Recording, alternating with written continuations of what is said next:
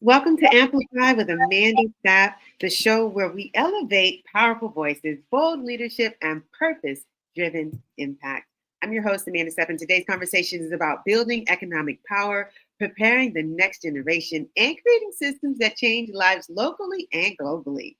If you care about youth empowerment, financial literacy, entrepreneurship, or doing closely anything remotely opportunity gaps, you're in the right place. Joining us today is Sebastian Sanders, nationally known as the Youth Principal. Sebastian is the founder and CEO of Sanders Hand, a nationally recognized nonprofit transforming how young people access entrepreneurship, workforce development, and financial literacy.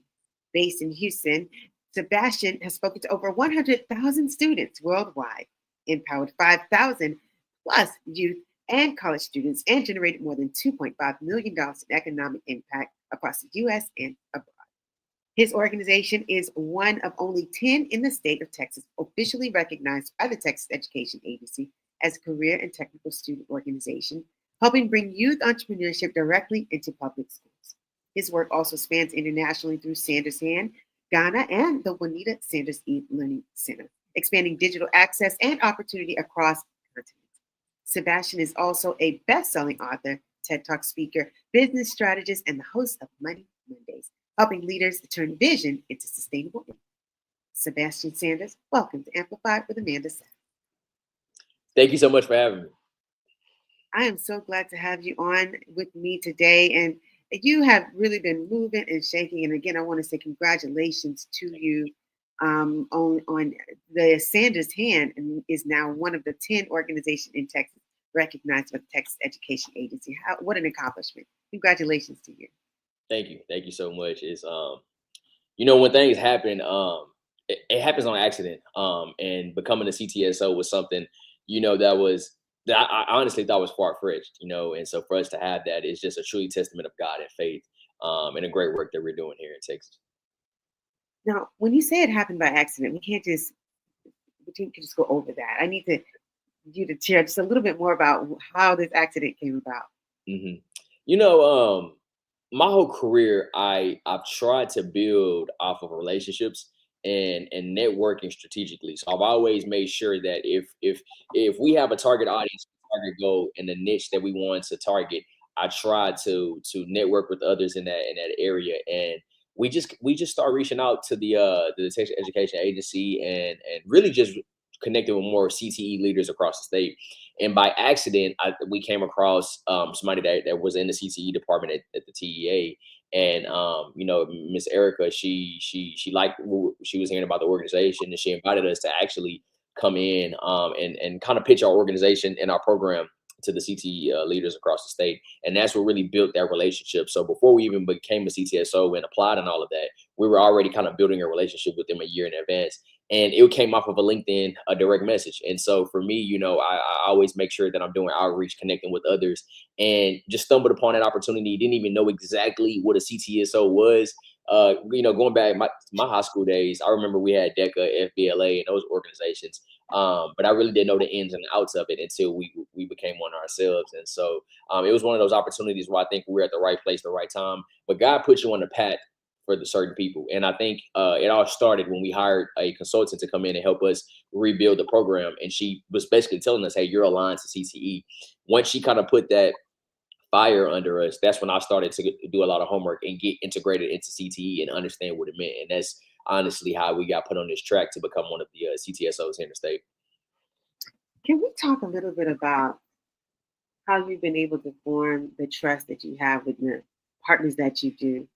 And when there are small businesses who are starting out and they're thinking to themselves, I want to build a team like Sebastian Sanders has. And once you recognize the amount of trust you have to have in yourself, Mm-hmm.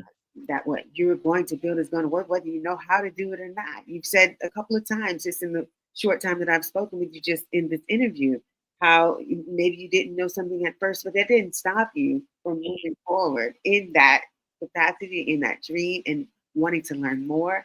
Can you talk to a small business owner right now who is maybe they need a little help with confidence in just going forward and taking it as you did?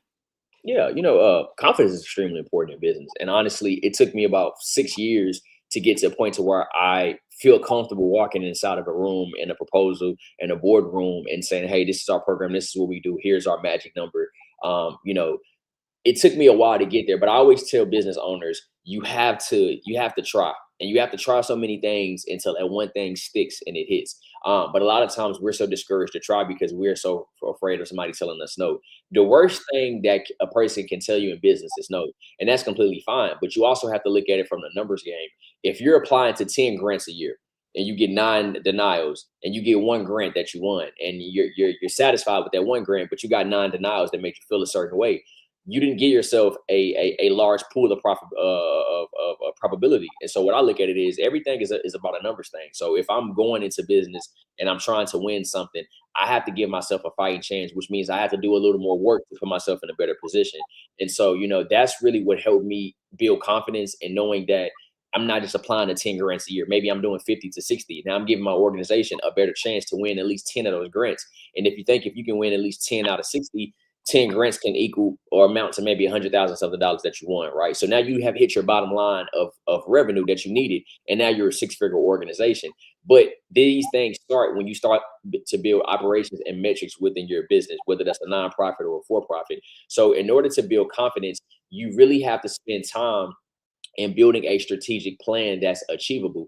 I think the thing that takes away from our confidence is we at the end of the year we put a goal and we have these large amount goals and we want to hit these goals, and then you look the following year you don't even hit half of them.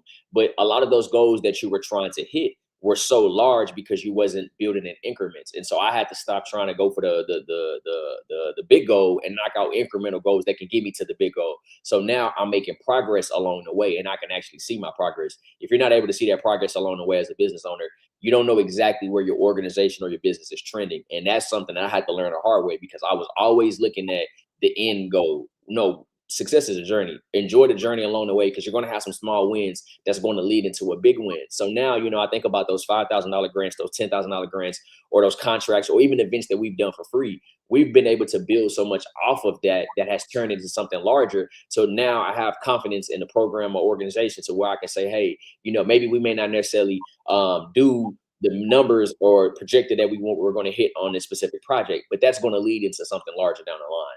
And those are the things that help me build confidence. So any small business person understand that it's a process of success. But if you can build in increments and celebrate those small wins, that large win is literally right around the corner.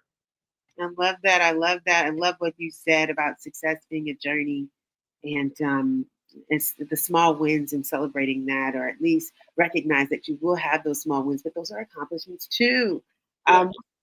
Let's talk about the big picture question here. When you look at today's young people, what do you think they're being prepared for well? And where are we still falling short? Such a loaded question. I think we're preparing them well in the ways of, I guess, exposing them to real life because you have social media, you have a lot of our kids are exposed to way more than what I was exposed to growing up. So they can actually see real life happening. So I think we do a really good job in painting that picture of what an adult truly, truly looks like from a young person standpoint. The problem with that is we fail in putting them in real life situations where they can actually learn these lessons instead of reading it or seeing it on their phone. And what that means is I think a lot of what we teach our kids is more so through our lens, but they have to learn by actually doing it. And when I say doing it, I'm not saying make a 15-year-old work and get a job and pay bills, but put them in opportunities or situations where they can really learn. And this really goes back to project-based learning. I think that's the best way for a young person to learn. Put them in opportunities and situations to where they may be challenged to something that they're not comfortable with. But the best thing about life is you have to be comfortable with being uncomfortable. And I think the moment that we can put them in those positions and help them think outside the box, think themselves out of a situation to succeed, we can help prepare them for the long term.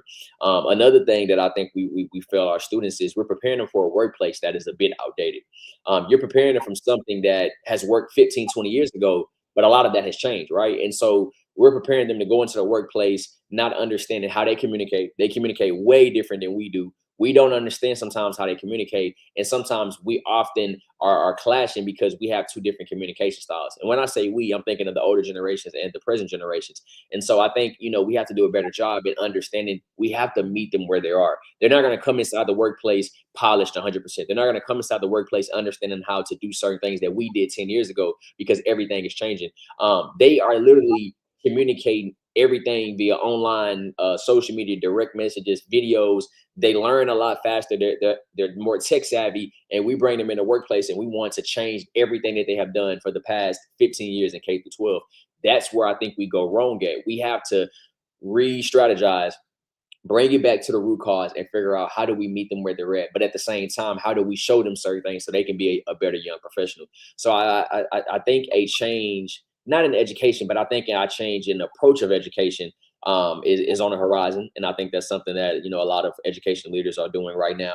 But I think the change is also going to have to come from the workforce. We're going to have to really strategize and figure out how do we integrate this new generation, because as you know, most young people, they go somewhere and then they hurry up and leave because they don't feel, satisfied, or they don't feel supported by the manager, right? I forgot where I read, but the average young person at least leaves 5 to 7 jobs in a 10-year span, versus years ago where you were spending 20 to 30 years at one company. So I think the change is going to have to come from the workforce, and they have to meet education head on, and that's how you're going to produce a more quality work generation for the next workforce. Wonderful. Wonderful. This is amazing information. I hope that someone who's listening is taking notes just like I am right now. Mhm. I appreciate what you're saying about the workforce and real life skills.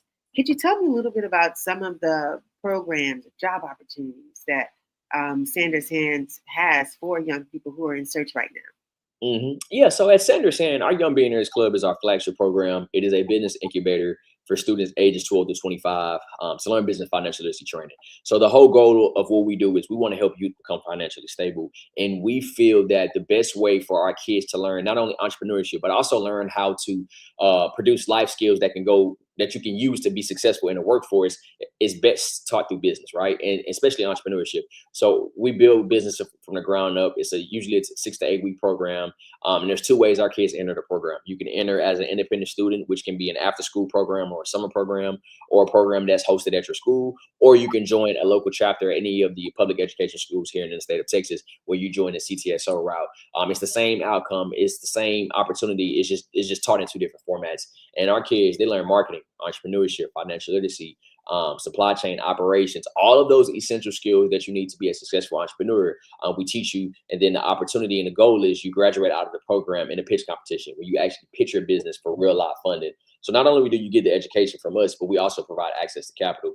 And so that's some of the services and the programs that we provide to our young people. But we have the mindset that we know every student that comes across us is not going to be an entrepreneur or doesn't even want to be an entrepreneur. And that's totally fine with us. The most important thing is you still learn these elements that you can take to the workforce, where you can be a doctor, you can be a lawyer, you can be a dentist, nurse, engineer, because whether you're an entrepreneur or entrepreneur at a company, at some point, you're going to have to learn how to be innovative. And our Young Billionaires Club, it definitely does that from the entrepreneurship side, but also the financial literacy side. The access to capital is the number one reason why small businesses fail within 5 years. And so we want to be able to teach our kids finances, teach them the financial literacy, but also give them an opportunity to say, hey, I got this business, but I can go in this pitch competition. I can win a couple $100s for me to go out and start my business and hit the marketplace. I love this. I love this. While we're on the subject of young billionaires, if you could please tell us where we can find out more information about that, Sebastian, so someone who's listening right now can go ahead and log that in. Yeah, you guys can visit our website at www.sandershand.org. You can visit the website. You can submit an application to get your child enrolled in our program. Program is absolutely free for ages 12 to 25, and we offer different cohorts throughout the year. So you can visit our website to learn more information. You can follow us on Instagram and Facebook at sandershand.org. I have to ask, Sebastian, are you all looking for any sponsorship opportunities? Is there a way for someone who is interested in helping young adults learn about marketing and entrepreneurship and etc.? How can they Yes. contribute today to that organization? Yes, most definitely. We're always looking, for sponsors and partners, and we like to treat our sponsors and partners like an investor, right? And so we use the investor logic. You know how you invest into a stock, you may buy Amazon or Tesla or Nike or whatever, you're buying stock into the community and economic development in your local area, right? And so as an investor, you're coming in, not only are you partnering with us, but you have a driving voice to change and economic development through the Young Billionaires Club. So we're always welcoming partners. You can visit our website. There is a tab where you can submit an inquiry to partner, to volunteer. We'll reach out. You'll reach out to us. We'll get back with you, set up a consultation, and we'll kind of walk through what that looks like. We have a sponsorship deck where we have different tiers where you can see, where you want to invest at. You can see the different benefits. A lot of our sponsors, we don't just want to, get sponsors to pay for stuff. We want you to be a judge at a pitch competition. We want you to be a mentor. We want you to be a speaker. We want you to be on the front line so you can actually see the value of the Young Billionaires Club, but you can also see where your investment is going. And so we're always welcoming partners. And now getting ready for the new year, we are definitely on a search for new partners and sponsors. Thank you, Sebastian. I appreciate that information. Speaking of investment, let's talk about your economic impact. Your programs have helped generate over $2.5 million in economic impact. When you hear that number, what does it really represent to you? When I hear that, the Young Billionaires Club in San Antonio is responsible for $2.5 million economic added to the Texas workforce, or just Texas in general, what that truly means is that what we are building is way larger than an after school or just a young person starting a business. We are helping shape the future of Texas and the community. And it's exciting because when you think about it, the statistic that we use is every $1,000 that you invest into youth development, you produce a $5,000 projected outcome that you can add to that child's life. So for example, if a child is projected coming out of our program to make a lifetime of $1 million or whatever, right? We are adding an extra $5,000 on top. And that number can always increase depending on the frequency of the child, but you're just adding to that. And what that means is you're improving the quality of living.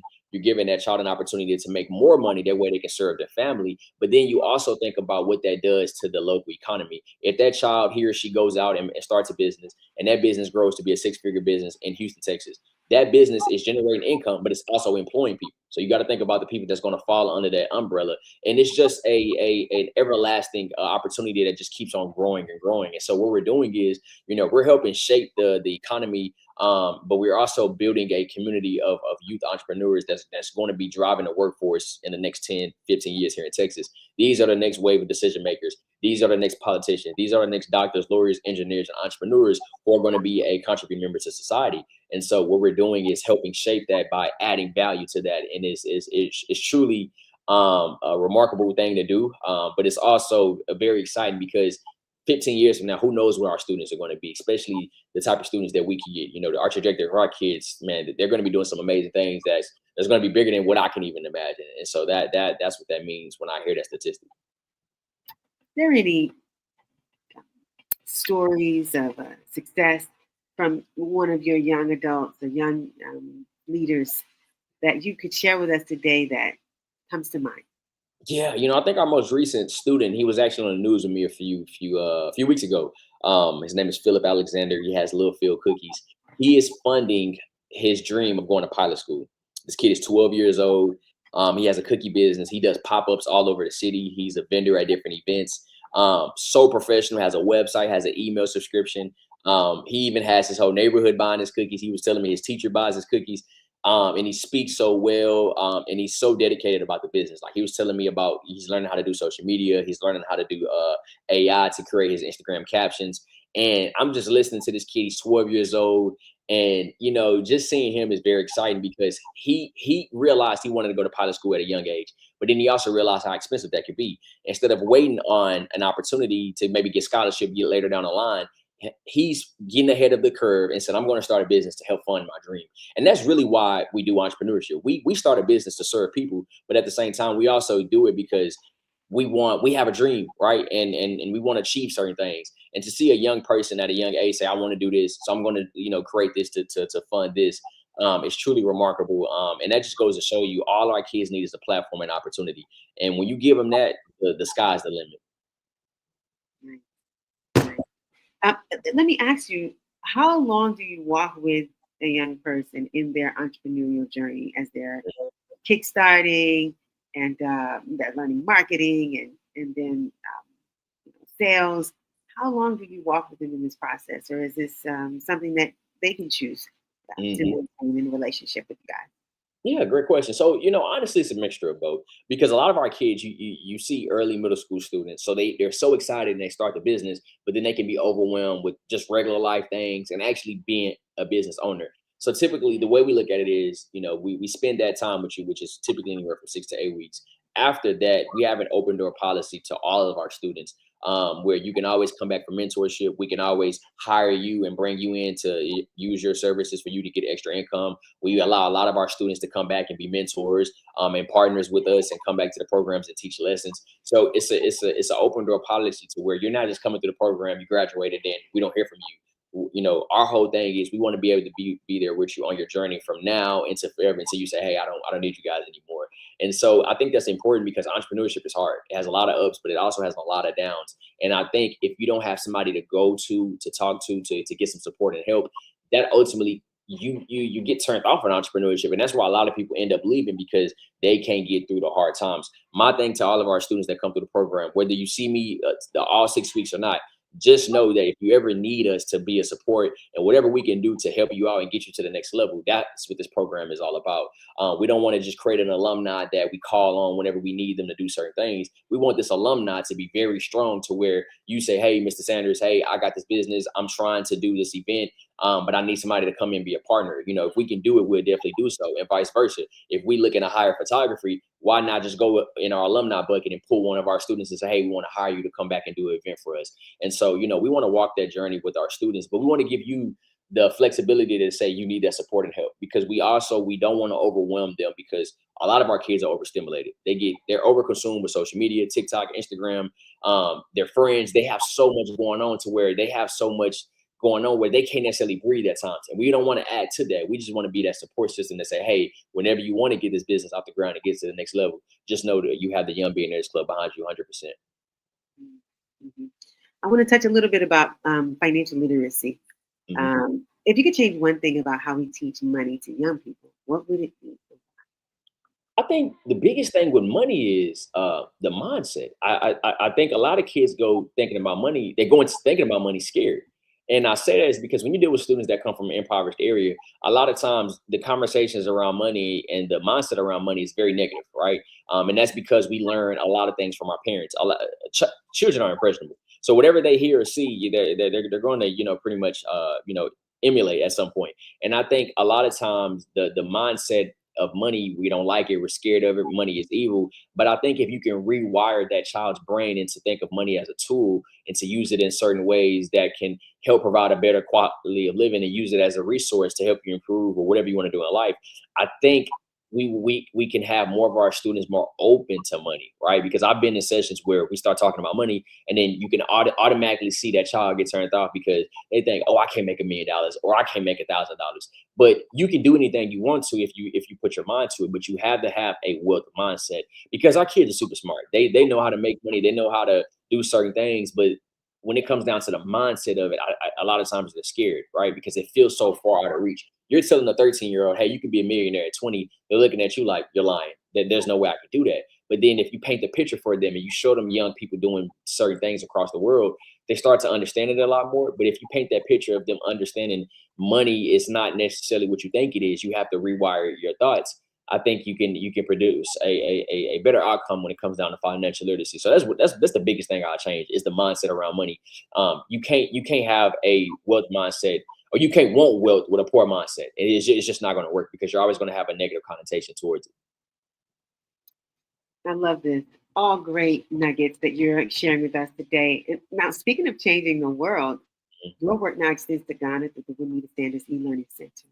Why was it important for you that this mission be global and not just local?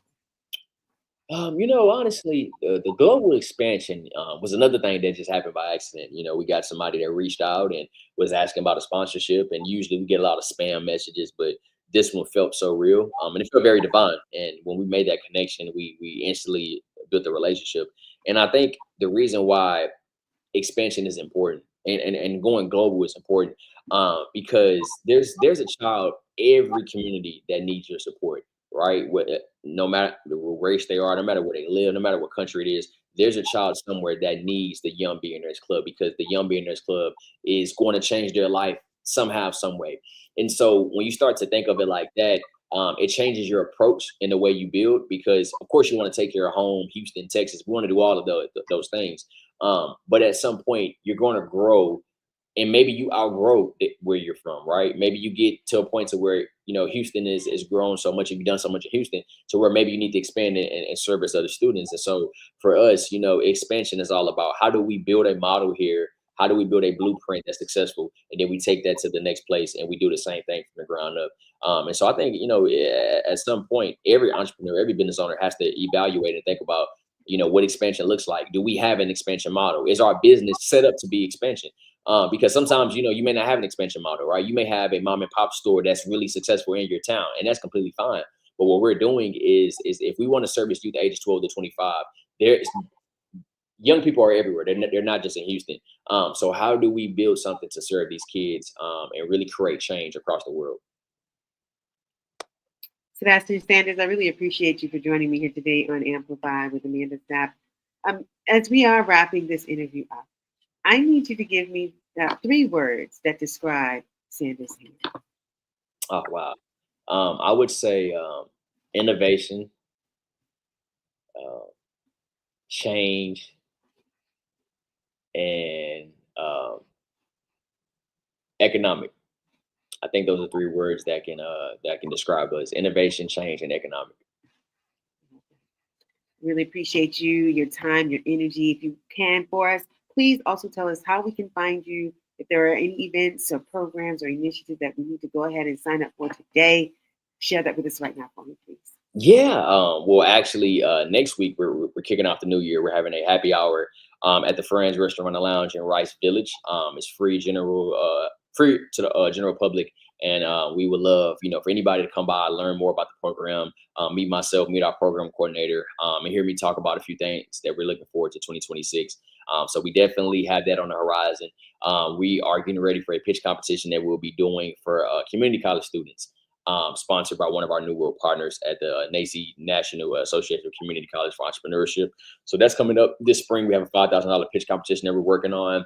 We're starting off the year doing a few programs at a few partner schools. And then summer 2026 is when we have our big summer program, which is free in Houston, Texas, where we spend about 6 to 8 weeks with students, so parents can sign their kids up. And then we're going to have our second annual Young Billionaires Club vendor market. So we have some really great things on the horizon, and we'll definitely love to connect and partner with others. So visit our website at www.sandershand.org, and visit our social media, Instagram and Facebook at sandershand.org. Reach out to us, submit an inquiry, see how you can get your child registered for any of these programs, see how you can partner with us. We're looking forward to having a really great 2026. Sebastian Sanders, thank you so much for being my guest today on Amplify with Amanda Sapp. Yes, ma'am. Thank you for having me. Absolutely.